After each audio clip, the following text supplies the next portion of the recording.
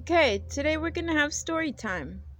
I see we have a lot of friends here waiting to read the story and listen along.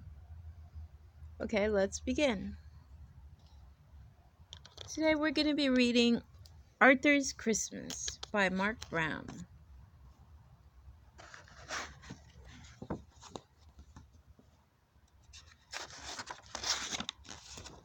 For my grandma Thora, who taught me about giving.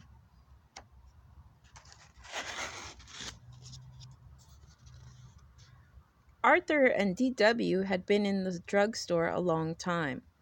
For heaven's sake, said DW, this store is full of presents. Pick one and let's go. It has to be just right, said Arthur. I want Santa to like it. Well, hurry up, said DW. I want to get home and see if Grandma's there and how many presents she brought me.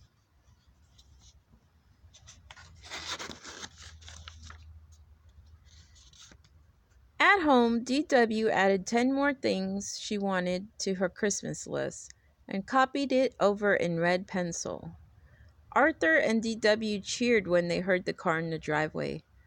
Grandma, are there presents in there for me? Asked DW. Grandma, do you think Santa would like new mittens or gloves? Whatever happened to hello, I'm glad to see you? Asked Grandma Thora.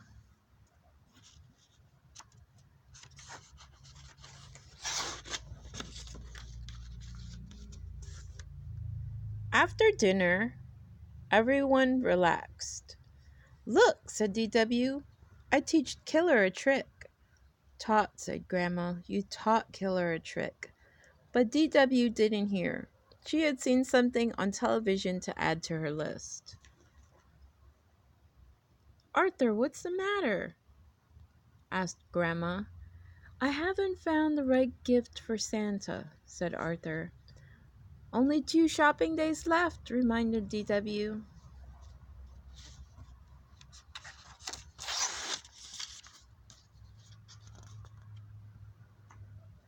The next day, Arthur, DW, and their friends went shopping. Killer went too. Arthur searched the entire store and still couldn't find the perfect gift for Santa. What's the big problem? Asked DW. I can see 100 things I want. Let's go tell Santa. Santa, what would you like for Christmas? Asked Arthur. Ho, ho, ho, laughed Santa. You just leave the giving to me. DW had her picture taken patting Santa's tummy. Buster was next. Santa, be careful coming down the chimney at our house. My parents always forget to put out the fire. Ho, ho, ho, said Santa. Don't worry, I'll use the front door. Then it was Francine's turn. Have you been a good little girl? Asked Santa. Oh, yes, smiled Francine. I'm always good. Always? Asked Santa.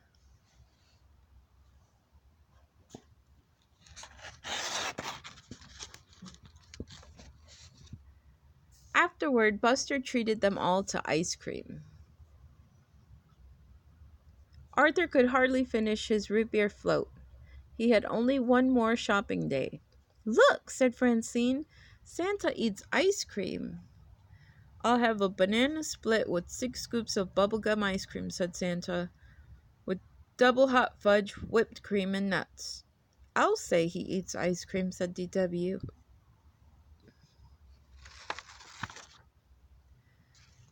At home, Arthur asked his family for help.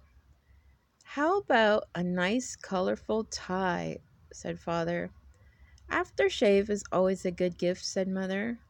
I bet Santa could use some toasty, warm long johns, said Grandma. Arthur, you're taking this shopping too seriously, said DW. Just do what I do. Get everyone the same thing. You guys enjoying the story?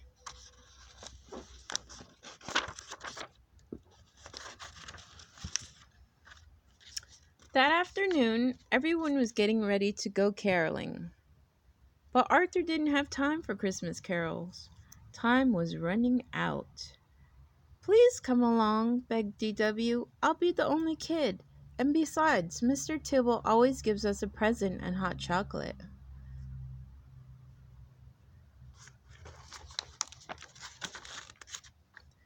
Arthur went window shopping instead, hoping that would give him an idea for Santa's present.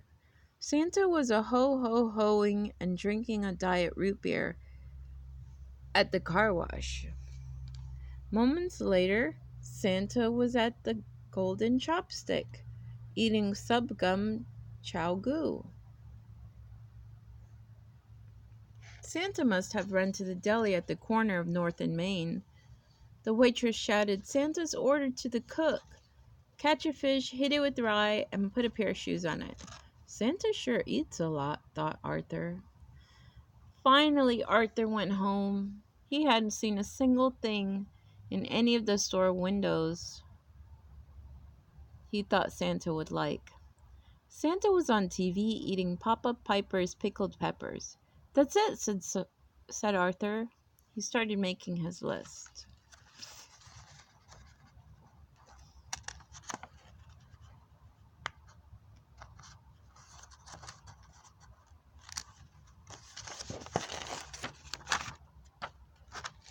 Okay. Arthur counted his money. DW, he said in his sweetest voice. Okay, how much do you need? Asked DW. But only if you promise to stop being such a grouch.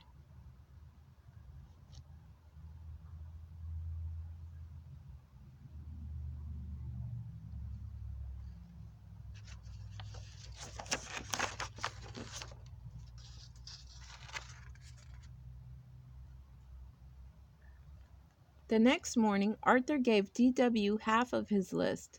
He took the other half.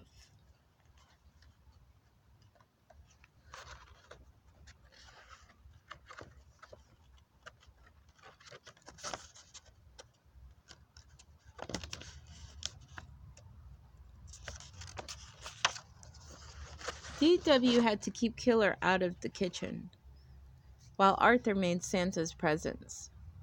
What's all that noise? Asked Father. Arthur is making a mess, reported DW. The kitchen door opened and Arthur sneezed. Mom, how many cups of pepper and pickled peppers? Maybe I should help, said Mother. No, please, said Arthur. I want to make Santa's present myself. Just tell me. How many sticks of gum in a subgum chow goo? Poor Santa, said DW.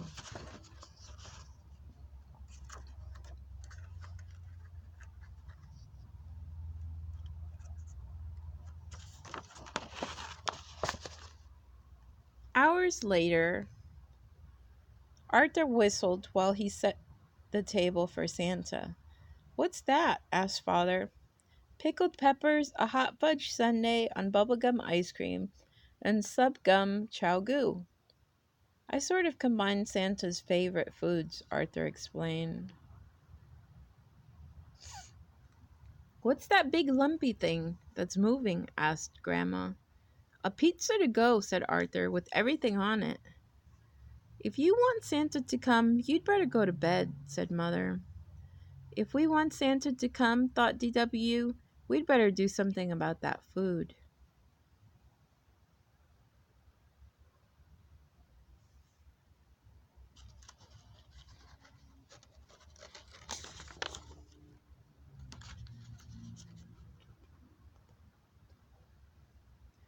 DW couldn't fall asleep.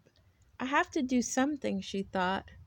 Poor Arthur worked so hard, but if Santa gets one whiff of Arthur's present, he'll never set foot in the dining room, much less eat any of it. Careful to miss the squeaky step, DW tipped downstairs in the dark.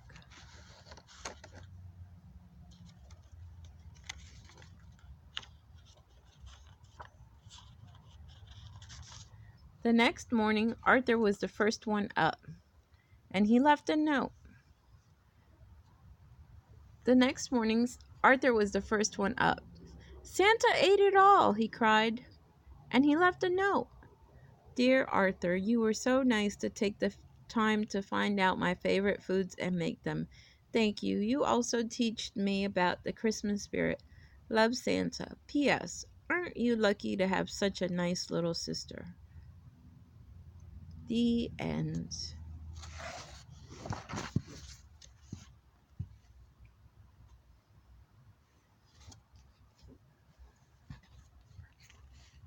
So that book was called Arthur's Christmas by Mark Brown. What you guys think? Good story? Well, I hope that you guys enjoyed this story. Thank you for watching. And if you liked it and you want to hear more, click like and hit subscribe. Until next time, see you later.